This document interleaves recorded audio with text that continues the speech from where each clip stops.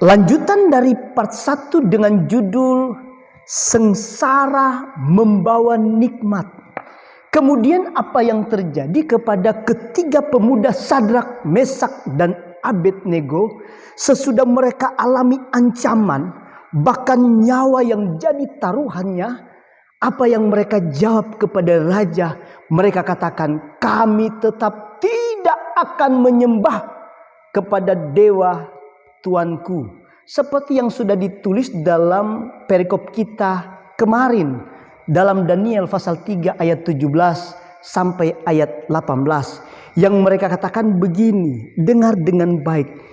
Jika Allah kami yang kami puja sanggup melepaskan kami, maka dia juga akan melepaskan kami dari perapian yang menyala-nyala dan dari dalam tanganku, ya Raja.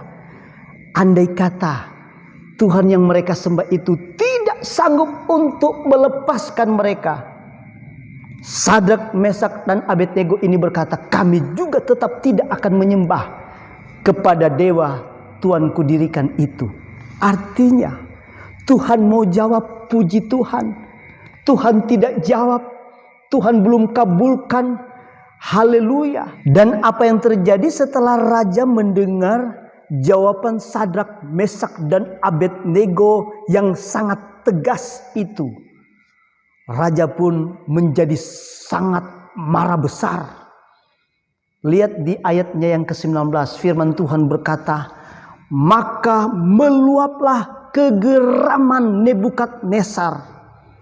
Air mukanya berubah terhadap Sadrak, Mesak, dan Abednego. Air mukanya di sini dalam terjemahan lain yaitu ditulis dengan raut mukanya berubah. Dan yang lain juga ditulis wajahnya merah padam. Tetapi yang paling penting adalah raja ini sedang marah besar terhadap Sadrak, Mesak, dan Abednego, sehingga raja pun menyuruh dan memberikan satu perintah supaya perapian itu dibuat 7 kali lipat lebih panas dari yang biasa.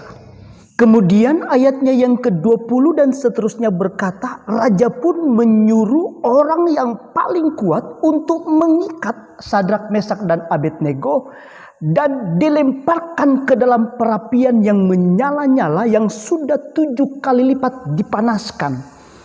Dan waktu mereka pun melemparkan Sadrak, Mesak, dan Abednego ke dalam perapian, orang-orang yang kuat ini yang mengangkatnya mati terbakar. Wow. Dan Sadrak, Mesak, dan Abednego masuk ke dalam dapur api.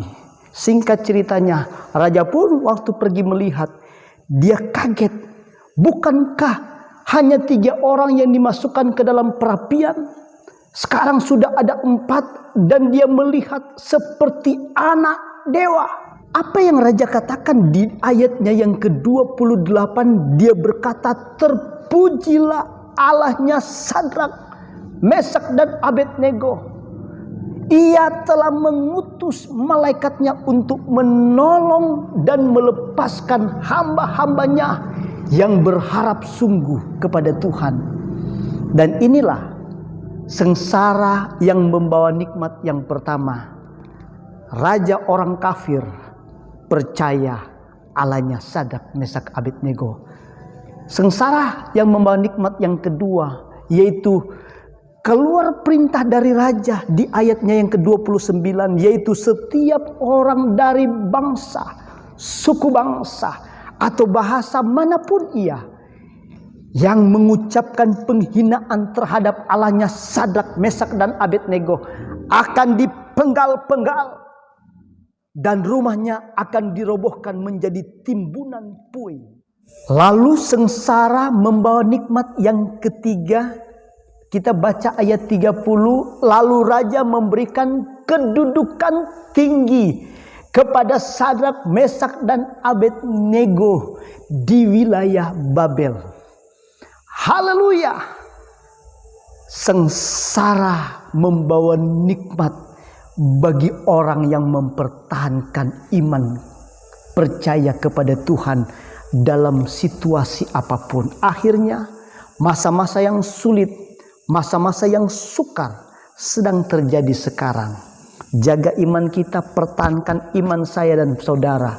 Sebab apapun seizin Tuhan yang terjadi dalam hidup kita ada di depan kita. Malaikat Tuhan dia sudah suruh mendahului kita untuk tolong saya dan saudara.